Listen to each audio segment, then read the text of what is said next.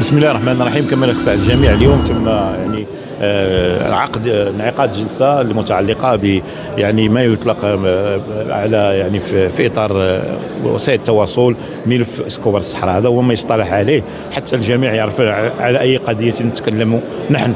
اذا هذه القضيه اقول اولا انها قضيه كما بخلاف ما يرى الجميع بانها قضيه عاديه مثل السائر. الذي يجعلها متميزة على غيرها هي أنه فيها شخصيات عمومية. هذا هو المهم، وسواء ذات وزن إما سياسي أو ذات وزن في الجانب الرياضي. هذه الشخصيات العمومية هي اللي جعلت من هذه القضية أنها يتبع الرأي العام، في حين أنها قضية عادية أقولها وأعيدها. النقطة الثانية هو أنه اليوم فقط بدأنا بتقديم الطلبات الأولية والرامية إلى استدعاء سواء الشهود اللي هما عندما نقول شهود مصرحين وليس شهود إلا بأداء من يمين أمام المحكمة، أو الذين قد استمع لهم قاضي التحقيق وأدوا اليمين فتكون لهم الصفة ديال شهود.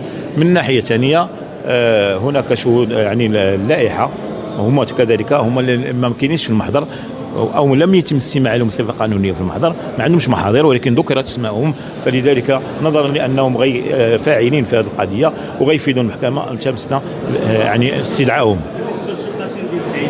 فيما يتعلق بالشقق هم كانوا 4 ديال الشقق، من ضمنهم شقتين هما اللي كانوا السبب ديال أن المؤازرة ديالنا الآن هي رهن اعتقال. وما المشكل يتعلق في الأشخاص الذين اقتنوا هذه الشقتين. يقال بأن أحدهما كان يتواجد خارج المغرب والآخر كان يتواجد أثناء توقيع في مدينة مكناس.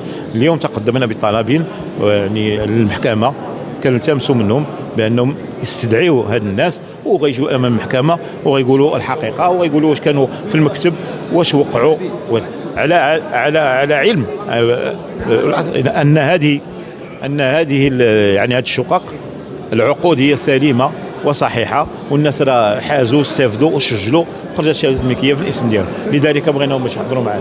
هذا من ناحية.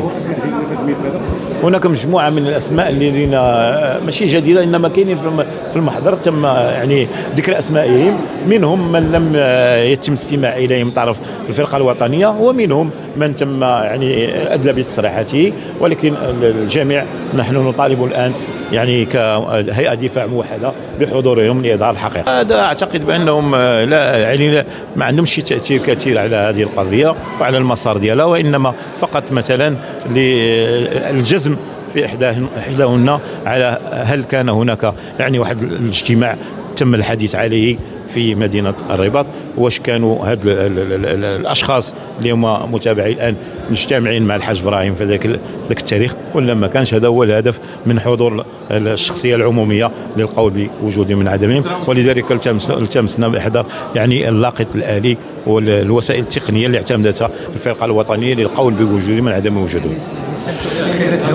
خبرة الهواتف هذا هو المهم. خبرة الهواتف. ما تنسوش تتابعونا في قناة اليوتيوب ديالنا وفعلوا خاصية الجرس باش يوصلكم كل جديد.